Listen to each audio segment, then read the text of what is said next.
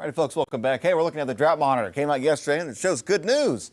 Still drought hanging on. Yes, a pretty bad drought still. Severe to extreme drought and a little bit of red there.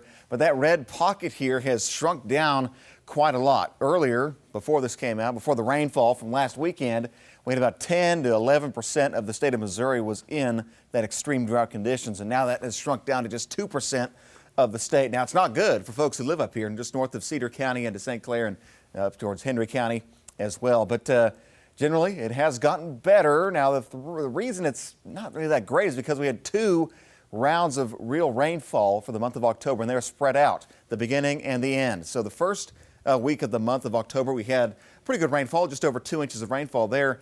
And then in between, there was a period of 3 weeks where we really didn't see that much. Trace here, trace there, maybe a couple hundredths of an inch. And then we had another inch and a quarter, inch and a half or so to wind out the month of October. But in between, it was real dry. And this week, starting November, looks like we're going to stay mostly dry. Chance of spotty showers, but we're going to see more of that kind of couple hundredths of an inch rainfall events for the weekend on Saturday night. Not a big deal there. And then going into next week as well. Looking at satellite and radar, we are clear right now for the morning out the door this morning. Temperatures in the 40s for some, still hanging on to a few 30s down to the south and east. 39 in Mountain Grove, 34 in Branson, 36 down Mountain Home, Arkansas.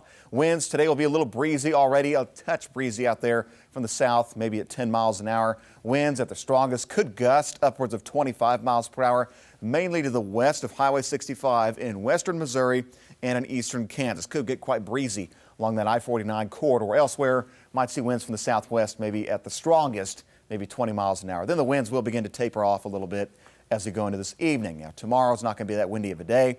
Be pretty good. Missouri State is taking on Illinois State here at home in Springfield. 64 by kickoff around 2 or 2:30, 66 at 4, and then 61 by 6 p.m. rounding out that game. Still nice and calm for tomorrow afternoon. A few more clouds out there, though, than we've seen the past few days. Today's going to be sunny.